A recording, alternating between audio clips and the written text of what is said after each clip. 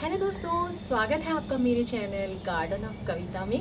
मैं हूं कविता तिवारी और आप देख रहे हैं मेरी सीरीज़ पूछते हैं सब्सक्राइबर्स का 12वां एपिसोड। दोस्तों, ये सीरीज़ जितने भी इसके पुराने एपिसोड्स हैं मैं उनकी सभी के लिंक अपने डिस्क्रिप्शन बॉक्स में मेंशन कर दूंगी। आप वहां से जाके चेक कर सकते हैं कि उन सभी वीडियोस में जो प्रॉब्लम्स है ना, क्या वो आपकी भी प्रॉब्लम्स है और क्या आप उन प्रॉब्लम का सॉल्यूशन उन्हें देख के निकाल सकते हैं। तो दोस्तों, वीडियोस जो है ना वो बहुत ही हेल्पफुल है, तो डिस्क्रिप्शन बॉक्स चेक करना बिल्कुल मत भूलिएगा। तो करते हैं बिना देरी वीडियो की स्टार्टिंग। दोस्तों, जो मेरे फर्स्ट व्यूवर हैं उनका जो सवाल है, उनका नाम है स्वाति जी। तो स्वाति जी ने पूछा है, मेरी जेड प्लांट की जो वीडियो मैंने शॉर्ट वीडियो डाली थी तो उसमें उन्होंने बोला था कि मेरा जेड प्लांट कटिंग से ग्रोथ भी नहीं हो रहा और प्लीज़ कुछ बताइए। तो दोस्तों, जेड प्लांट तो एक ऐसा प्लांट है, बहुत ही हार्डी प्लांट। और अगर अच्छा, इसमें एक दो चीज़ें ऐसी होती हैं, मैं आपको दो तीन चीज़ें ऐसी बताती हूँ। सबसे पहले तो जेड प्लांट ना इंडोर प्लांट नहीं है, ये आप बिल्कुल भूल जाइए कि जेड प्लांट को आप इंडोर रखिए। बल्कि आप उसको बालकनी में भी रखेंगे ना, और जहां आपको लगे कि वहाँ पे कम धूप आ रही है, अगर आपको लगे कि 1-2 घंटे की धूप आ रही है, तो आपका जेड प्लांट ग्रो अच्छे से नहीं होगा। तो जितने भी नर्सरी वाले या आपके लोकल शॉप वाले जो आपको जेड प्लांट दे जाते हैं और कहते हैं कि इंडोर प्लांट है, तो मैं बिल्कुल नहीं कहूँगी कि ये इंडोर प्लांट है। ये एक आउटडोर और सन लविंग प्लांट है। इसको बहुत अच्छी सनलाइट की ज़रूरत होती है। इसे बिल्कुल भी अगर आप छाया में रखेंगे ना, तो इसकी जो लीव्स है ना वो बिल्कुल पतले से हो जाते हैं और गिरने लग जाते हैं, येलो हो जाते हैं। तो अगर आपके प्लांट में भी यही प्रॉब्लम है तो आप समझ जाइए, या तो आप उसमें ओवर वाटरिंग कर रहे हैं। अगर मिट्टी आपको बहुत ज़्यादा गीली भी नहीं रखनी है, इसकी जो मिट्टी है ना वो आपको बरबरी और बहुत ज़्यादा गीली भी नहीं रखनी है, और उसकी जो मिट्टी बनाएंगे तो वो बनाइए आप रेतीली मिट्टी में इसको ग्रो कीजिए। उसमें सैंड की मात्रा भी डालिए जब भी इसकी मिट्टी तैयार करें, तो आपका जो जेड प्लांट है ना बहुत अच्छे से ग्रो होगा। आप ये देखिए, इतना छोटा सा ये देखिए आप सेरेमिक पॉट है, और इतना छोटे से पॉट में भी देखिए कितनी अच्छी ग्रोथ कर रहा है। मैंने इसको फुल सनलाइट में रखा हुआ था, अभी मैंने उधर से मैं इधर लाई हूँ। बल्कि मैंने इसको ग्रीन नेट के नीचे भी नहीं रखा हुआ है, क्योंकि ग्रीन नेट के नीचे भी ना धूप जो है वो छन के आती है। तो आप देखिए कितना हेल्दी, कितना ग्रीन, और इसके लीव्स देखिए सारे बिल्कुल हरे और एक भी येलो नहीं है। तो अगर आप इस टाइप से अपना जेड प्लांट रखना चाहते हैं तो आप भी इसे सनलाइट दीजिए, और इसकी एक स्टेम से ये ग्रो हो जाता है। रेतीली मिट्टी तैयार करें आप, सबसे बड़ी बात उसमें सैंड की मात्रा आप बहुत ज़्यादा रखिए। आई थिंक मतलब आप 80% अगर सैंड की मात्रा भी रखेंगे और 20% आप अपनी मिट्टी या कंपोस्ट वगैरह तैयार करें, तो ये बहुत अच्छे से ग्रो होगा। तो आशा करती हूँ स्वाति जी आपको अपने सवालों का जवाब मिल चुका होगा। नेक्स्ट है नमिता कश्यप जी का। इनका मेरी सुख शांति की वीडियो में सवाल था कि मैम, आपकी सुख शांति के प्लांट में फ्लावर नहीं आए क्या? तो नमिता जी, मेरी भी सुख शांति के प्लांट में फ्लावर आते हैं। जैसे ही फरवरी मार्च स्टार्ट हुआ था तो मेरे भी बहुत सारे वाइट कलर के फ्लावर्स आए थे सुख शांति के प्लांट में। सुख शांति के प्लांट में तभी फ्लावरिंग आते हैं, मैंने गेस किया है, मैंने भी इसको ऑब्जर्व करा है कि जब हम इसको धूप में रखते हैं ना, अच्छी से सनलाइट मिलती है, तो इसमें से वाइट कलर के फ्लावर्स आते हैं। और अगर आप इसको थोड़ा सा हल्की धूप या कहीं ऐसी जगह प्लेस करें जहाँ इसको छन के लाइट आए, तो इसके फ्लावर आने बंद हो जाते हैं। तो मुझे ऐसा लगता है कि जब इसके फ्लावर आते हैं ना, तो इसकी ग्रोथ बिल्कुल कम हो जाती है और उसमें ना मिली बग्स का अटैक हो जाता है। तो मैं इसके फ्लावर बिल्कुल भी टिकने नहीं देती हूँ। जब भी इसके फ्लावर्स आते हैं ना, तो उनको मैं टिप से या किसी टूल से तोड़ के निकाल देती हूँ, क्योंकि उसमें वाइट मिली बग का अटैक हो जाता है, जिससे कि पूरा प्लांट बहुत जल्द ख़राब सा हो जाता है। वाइट मिली बग्स बहुत ज़्यादा लग जाते हैं, चींटियाँ लग जाती है, तो मैं इसके फ्लावर्स वगैरह निकाल देती हूँ, क्योंकि इससे इसकी ग्रोथ रुक जाती है। अगर आपके भी सुख शांति के प्लांट में फ्लावर आ रहे हैं तो आप भी ऐसा कर सकते हैं, ताकि उसकी जो ग्रोथ है वो बनी रहे। तो आशा करती हूँ आपको अपनी सवाल का जवाब मिल चुका होगा। नेक्स्ट क्वेश्चन है ममता शुक्ला जी का। मेरा स्पाइडर का प्लांट कभी भी नहीं बढ़ता, हमेशा खराब हो जाता है, कोई उपाय बताएं। ममता शुक्ला जी, स्पाइडर का जो प्लांट है ना वो भी बहुत ही हार्डी प्लांट है। इसकी तो इतनी जल्दी ग्रो हो जाता है। इसका जो बेबीज आते हैं ना, उसको हल्का सा आप मिट्टी में ऐसे डालिए तो बहुत जल्दी ग्रो हो जाता है। तो आप ना सबसे पहले इसको एक तो फुल सनलाइट में फिलहाल इसको मत रखिए। अगर आप इसको फुल सनलाइट में रखेंगे ना, तो इसकी जो लीव्स है आप जैसे ब्राउन ब्राउन सी हो जाती है टिप से, तो वो सब होने लग जाएगी। धीरे धीरे करके वो बढ़ता रहेगा, अंदर से भी जो प्लांट है उसकी जो लीव्स है वो काली काली हो जाएगी और आपका प्लांट खराब हो जाएगा। इसकी जो मिट्टी है ना वो आप बनाइए वेल ड्रेन, जिसमें कि रेत की मात्रा आप डालिए और ऐसी ड्रेनेज सिस्टम बनाइए ताकि अगर आप पानी डालें तो उसकी जड़ों में जो पानी है ना वो होल्ड ना हो। और इसको फुल सनलाइट में मत रखिए, आप अपने बाकी सारे प्लांट्स के बीच में रखिए।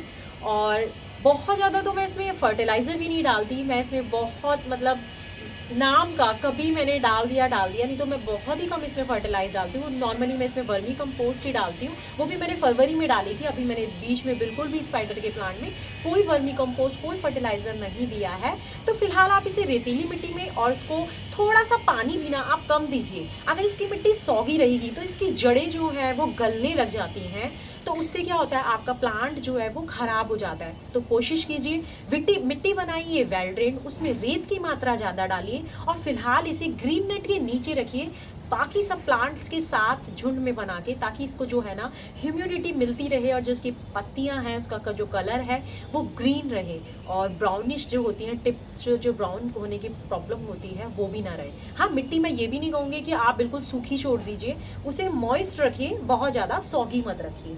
तो आशा करती हूँ कि आपको अपनी जवाब मिल चुका होगा। नेक्स्ट है मनोरमा जी का सवाल है, मैम आप इन प्लांट्स के लिए खाद कैसे बनाते हैं? मनोरमा जी, बहुत डिटेल में बताना अगर आप चाहते हैं, अगर आप सीखना चाहते हैं बहुत डिटेल में, तो मैंने इसकी जो वीडियो है वो अपने यूट्यूब चैनल पे अपलोड करी है कि मैं किस टाइप से अपने प्लांट्स के लिए खाद बनाती हूँ। और आप मानोगे वो खाद जो होती है ना, वो जितने भी आपकी मार्केट्स में खाद मिलती है ना, उससे सबसे ज़्यादा हेल्दी रहती है, उसमें इतने पोषण होते हैं, वो आपके प्लांट्स के लिए इतनी ज़्यादा न्यूट्रिशियस होती है, मैं बता नहीं सकती हूँ। जितनी भी कंपोस्ट वगैरह आप मार्केट से खरीदिए, बेस्ट से बेस्ट, वो सबसे बेस्ट है जो आप अपने घर में खाद बनाते हैं, और आपके प्लांट्स जो है ना उसमें कभी भी ख़राब नहीं हो सकते हैं। तो आप कोशिश यही कीजिए कि अपने घर में खाद बनाइए। खाद का मैं यही कहूँगी कि या तो आप बहुत बड़ी बकेट ले लीजिए प्लास्टिक की, मैं तो प्लास्टिक में ही बनाती हूँ ज़्यादातर खाद, और नहीं तो आप जब से आपके मटके वगैरह ख़राब हो जाते हैं तो आप उसमें अपनी कंपोस्ट बनाइए। सबसे पहले आप उसमें 1-2 होल कर लीजिए और उसे थोड़ा सा ज़मीन से एक स्टैंड के ऊपर रखिए, ताकि अगर उसमें से जो पानी आप ऊपर से मिट्टी को मॉइस्ट रखने के लिए डालते हैं ना, तो वो नीचे से ड्रेनेज भी होते रहे और जो आपका खाद है उसका जो प्रोसीजर है वो बनता रहे डिकम्पोस्ट होने का, और आप क्या कहते हैं, और उसमें हवा भी पास होती रही। तो आप जिस भी पॉट में बनाना चाहते हैं ना, चाहे वो मिट्टी का हो चाहे प्लास्टिक का हो, उसमें आप होल कर दीजिए 3-4, ताकि उसमें से ड्रेनेज सिस्टम भी बनता रहे। और आप उसमें एक लेयर सूखी, एक लेयर गीली, एक लेयर सूखी और एक लेयर गीली का, इस टाइप से आप एक रेशो बनाएं, तो आपकी जो खाद है वो बहुत जल्दी डिकम्पोस्ट होगी। सर्दियों में थोड़ा टाइम लगता है खाद बनाने में, मगर गर्मियों में आपको 2 से 2.5 महीने में बहुत अच्छी खाद मिल जाती है, बहुत ही हेल्दी। तो सबसे प्रॉब्लम यही होती है कि उसमें सड़ने की जो स्मेल की जो प्रॉब्लम आती है वो इसीलिए आती है, अगर हम गीला गीला गीला ही डालते रहेंगे, जैसे आप अपनी किचन वेस्ट को ही डालते रहेंगे कंटिन्यू, तो जो खाद है वो सड़ने लग जाती है, उसमें कीड़े भी पड़ जाते हैं, वो स्मेल करती है। तो अगर आप ये चीज़ से बचना चाहते हैं तो एक लेयर सूखी, जैसे आप सूखे पत्तों की लेयर डालिए, एक लेयर आप किचन वेस्ट की डालिए, एक लेयर आप जैसे फिर सूखे कागज की मिट्टी की लेयर डाल दिए, या खाद की लेयर डाल दीजिए, एक पुरानी आपकी जो खाद बचती है, उसके बाद अपना किचन वेस्ट डालिए। तो इस टाइप से अगर आप करेंगे ना, तो जो आपकी खाद है वो बहुत जल्दी से तैयार हो जाएगी। और उसके बाद आप उसे ये भी ध्यान रखिए कि आपकी जो ये प्रोसीजर में ना, आपका जो मटीरियल है वो मॉइस्ट रहना चाहिए, हल्का सा गीला रहना चाहिए। तो हल्का हल्का आप उसमें पानी भी छिड़कते रहिए ताकि वो मॉइस्ट रहे। तो इस प्रोसीजर से आप खाद बना सकते हैं। बाकी अगर आप डिटेल वीडियो देखना चाहते हैं तो आप YouTube चैनल पे आप देख सकते हैं, वहाँ पे मेरी डिटेल वीडियो भी डली हुई है खाद के ऊपर। से आप खाद बनाएं और उसमें स्मेल भी ना आए, तो वो सारा प्रोसीजर मैंने अपने YouTube चैनल पे अपलोड करा है। और हाँ, सबसे एक चीज़ और, अगर जब भी आप अपनी खाद बनाते हैं ना, तो उसमें आप जागरी का लिक्विड भी डाल सकते हैं। जैसे आपके घर में कोई गुड़ वगैरह ख़राब हो जाता है तो उसको एक कटोरी में पानी में भिगा के, और उसको भी अगर आप अपनी खाद में डालते हैं, या दही जो होती है ना, या लस्सी वगैरह जो भी है, इसको लिक्विड फॉर्म में आप बना के और उसको भी अगर अपनी खाद में डालते हैं, तो आपकी जो खाद है वो बहुत जल्दी डिकम्पोस्ट होती है। तो उससे आपकी खाद का जो प्रोसीजर है वो जल्दी जल्दी होने लग जाता है। तो आप ये सब चीज़ें करेंगे तो आप अपनी खाद बना सकते हैं इन प्लांट्स के लिए। तो आशा करती हूँ आपको अपने सवाल का जवाब मिल गया होगा। नेक्स्ट है तुलिका जी का। तो इनका सवाल है, मैम मेरी इन्होंने जेड प्लांट की वीडियो में ही अपना जवाब भेजा था।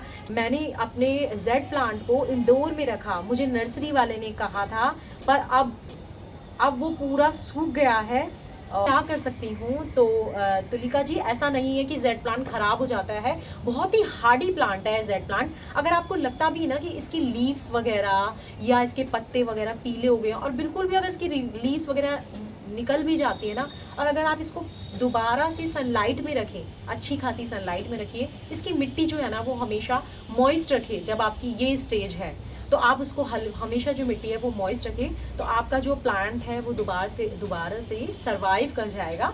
इसकी कोई टेंशन नहीं है, डोंट वरी। आप इसको धूप में रख दीजिए और इसकी जो मिट्टी है वो हमेशा ध्यान रखें, उसको मॉइस्ट रखें, तो आपका प्लांट जो है उसकी गुड़ाई करते रहिए आप एक हफ्ते में, तो आपका प्लांट दोबारा से सर्वाइव कर जाएगा। और कभी भी जेड प्लांट को इंडोर मत रखिए। कोई भी आपको कहे, ये मेरा खुद का एक्सपीरियंस है, मैंने भी जब स्टार्टिंग में जेड प्लांट खरीदा था तो मुझे भी नर्सरी वाले ने यही कहा था कि आप मैम इसको इंडोर में रखिए, ये इंडोर प्लांट है, बट ये बिल्कुल भी इंडोर प्लांट नहीं है।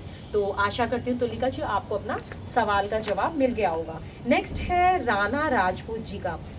इनका है, मेरी स्वीट पोटैटो मैंने जो घर में उगाई थी ना, तो उसके ऊपर इनका सवाल था कि मैम क्या हम इसको मई के एंड में भी ग्रो कर सकते हैं? तो राणा जी, मैंने आपके लिए देखिए अपना ये प्लांट रखा हुआ है। तो ये देखिए मेरा 20 डेज़ का रिजल्ट है। मैंने इसको अभी जून में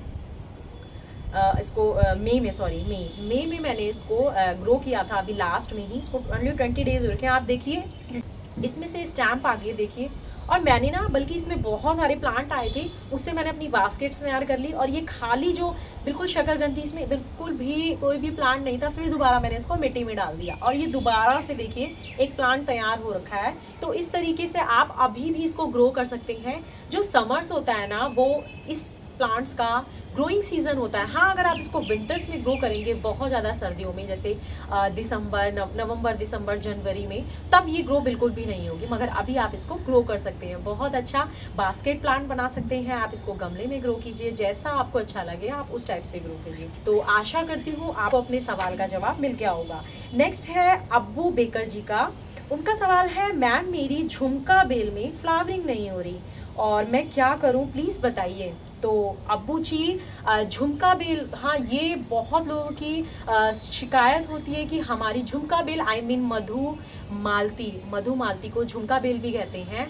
तो इस बेल में ना ऐसा होता है कि कभी कभी ऐसा होता है फ्लावरिंग नहीं होती है। तो इसमें क्या होता है, रूट बॉन्ड की प्रॉब्लम हो जाती है। जब आपका गमला बिल्कुल भर जाता है रूट से, बहुत पुराना हो जाता है, तो आप ना हमेशा इस प्लांट की साल में ना आप रीपॉटिंग करते रहिए। पूरे प्लांट को दोबारा से निकालिए और उसके जड़ों को आप कटिंग कर लीजिए, और जितनी एक्स्ट्रा जड़ें हैं, और उसके बाद दोबारा से इसकी मिट्टी में वर्मी कंपोस्ट वगैरह ऐड करके, ये काम आप फरवरी में कर लीजिए तो ज़्यादा अच्छा रहेगा, ताकि उसके बाद ये अच्छे से ग्रो हो और अच्छे से फ्लावरिंग करे। इसको फुल सनलाइट की ज़रूरत है। आप इसको ग्रीन नेट के नीचे भी मत रखिए। जहाँ आपके घर में 5 से 6 घंटे की सनलाइट आती है, आप उसे वहाँ प्लेस कीजिए। और अगर मैं इसमें फर्टिलाइज़र की बात करूँ तो ऑर्गेनिक फर्टिलाइज़र आप इसमें अनियन पील फर्टिलाइज़र दीजिए, बहुत अच्छे से फ्लावरिंग होगी। आप इसमें डीएपी के दाने भी दे सकते हैं। आप इसमें 10 से 11 या 10 से 14 दाने, क्योंकि ये जो प्लांट है ना, बड़े गमले की रिक्वायरमेंट रखता है। अगर आपने इसको छोटे गमले में ग्रो कर रखा है तो ये बिल्कुल भी फ्लावरिंग नहीं करेगा। 14 इंची जो गमला होता है मिनिमम, चाहे आप इसको प्लास्टिक का पॉट दीजिए चाहे सेरेमिक पॉट दीजिए, तो कोई भी गमला आप 14 इंची एटलीस्ट मिनिमम प्लांटर दीजिए। धूप में रखिए, मिट्टी जो है वो वेल ड्रेन बनाइए, और हमेशा मिट्टी मॉइस्ट रखिए, ड्राई मत होने दीजिए। और ऐसा करेंगे तो आपकी जो ये झुमका बेल है, जिसे मधुमालती कहते हैं, तो ये बहुत अच्छे से ग्रो होगी और बहुत अच्छे से फ्लावरिंग करेगी। ये तो एक वाइन है, तो आप इसको जैसे जैसे सहारे से खड़ा करेंगे वैसे वैसे ये पूरी फैल जाती है। इसकी भी एक द्वार्फ वैरायटी आती है और एक सिंपल वैरायटी आती है। जो द्वार्फ वैरायटी है वो वाइन नहीं होती है वो आप इसको गमले में कटिंग करिए, तो ये गमले में ऐसे इस टाइप से बहुत अच्छे से फ्लावरिंग करती है। मैं आपको अपने ये वीडियो में शो करती हूँ कि देखिए जो मेरी ये है द्वाफ वैरायटी है, तो मेरी द्वाफ वैरायटी में ना अभी फ्लावरिंग हो रही है, और जो सिंपल है उसमें अभी बिल्कुल भी फ्लावरिंग नहीं हो रही है। तो कभी कभार ऐसी प्रॉब्लम हो जाती है जब सनलाइट की इसको कमी हो जाती है या रूट बॉन्ड की प्रॉब्लम हो जाती है, तब ऐसी प्रॉब्लम हो जाती है। तो आप इसे अच्छे से फर्टिलाइज करिए और इसको सनलाइट में रखिए, तो ये अच्छे से आपको फ्लावरिंग देगी। तो आशा करती हूँ अब्बू जी आपको आपका सवाल का जवाब मिल गया होगा। दोस्तों ये हुआ सवालों और जवाबों का सिलसिला ख़त्म, और आशा करती हूँ आपको मेरी ये सीरीज़ पसंद आ रही है। और अगर पसंद आती है ना तो दोस्तों प्लीज़ लाइक करना बिल्कुल मत भूलिएगा। मुझे आगे